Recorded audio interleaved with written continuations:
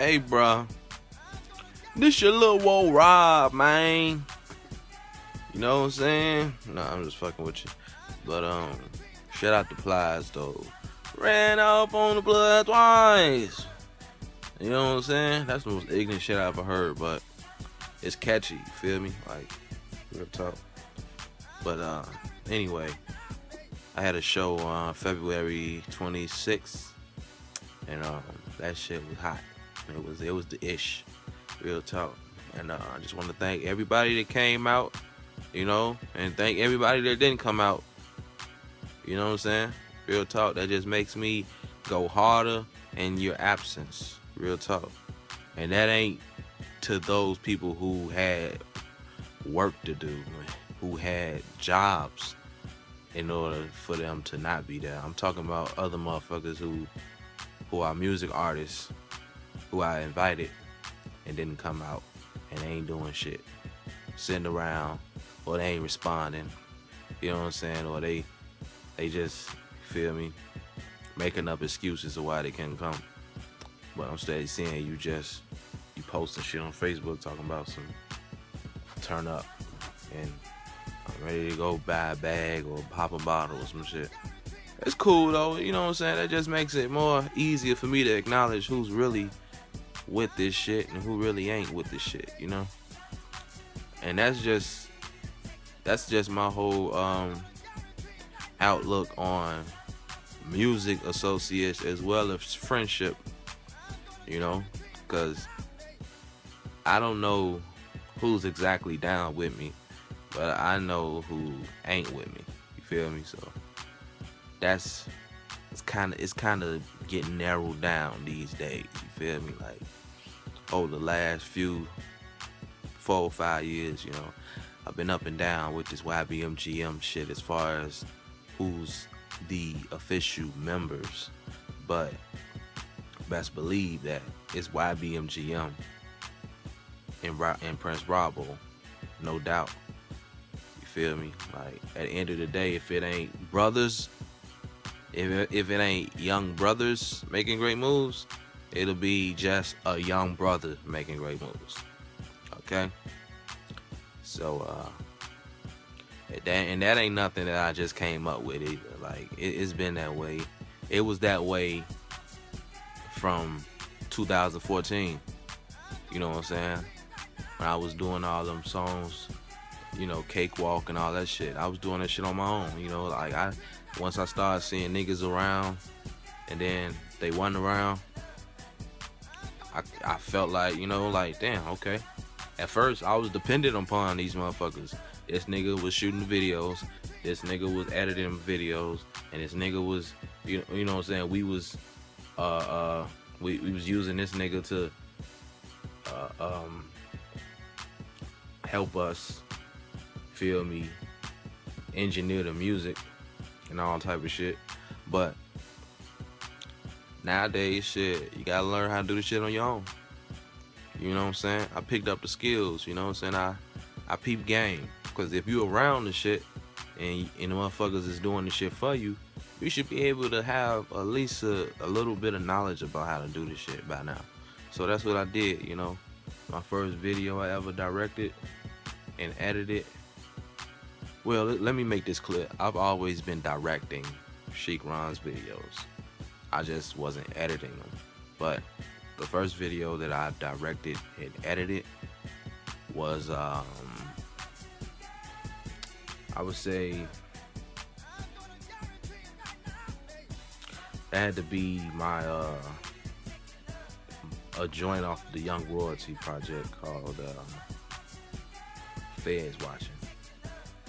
Yeah, the 2 Chainz song, when I redid his song, you know. But that was like a lot of footage that was left over from a lot of other videos, and I just, you know, chopped it up. So that was my first taste of editing and chopping up scenes and stuff. But the first video I actually directed and edited with brand new footage with intentions for that song would be have to be Dirt Nap. Dirt Nap was directed by Sheik, but I was the one that edited the video. Then the next video was cakewalk. Yeah, I did all that by myself. By that point, cakewalk was, I started from scratch and I was the one that was doing everything. That was the only video I did on my own. And pretty much I was the cameraman, and everybody else that appeared in the video was people from around the neighborhood, and everybody, you know, was complaining about, you don't put us in the video and all this. I'm like, alright, I'm finna shoot this new video. It's especially for everybody to be in. It's a neighborhood feel to it, so I got everybody got their little, you know, 5 seconds in the video or whatever. It made it happen, you know.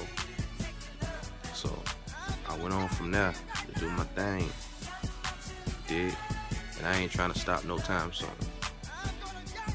Education is the key to success, and that ain't got nothing to do with going to college either. You know, you ain't gotta graduate from college to learn up. You ain't gotta be from the streets to be a real nigga. You ain't gotta be a rapper to be a poet. Okay? It just so happens that I have done those things. Just so happens that I do have a college degree. Just so happens that I do have connections with the neighborhoods and the streets. Just so happens that I am a poet and a rapper. But I'm not saying you have to be both. You know what I'm saying? I'm just saying that's my thing. Do your thing. Do what fits you. Stay in your lane. You know? If everybody was trying to merge into the same lane, then what happens if you're not the person in the front leading the motherfuckers in behind you? You gotta wait for that motherfucker in the front to make his move. You gotta wait for him to turn in order for you to keep going straight or turn right along with everybody else. Feel me? So it's best to get over to another lane where it's free, where it's, you know, open sesame. Ain't nobody doing this. Ain't nobody over here. It's cool. We over here, fam. You know, bring your team. You eat, they eat. Put your niggas on. Like 50 did G Unit. You know, like Pac was doing for the Outlaws. You know, like Jay did for Rockefeller. You know, like Baby and Slim did for the Hot Boys. You feel me? You make your niggas eat, you know? Ain't no loyalty nowadays. You know? But niggas need to acknowledge that if they don't have the work ethic from the jump, then your big homie, he gonna remember that in the long run. Just cause of your big homie, you still gotta acknowledge it's still a business. It's still about who deserves this when the time comes.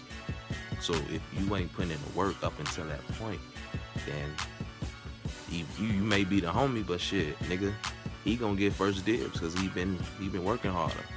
It's real talk.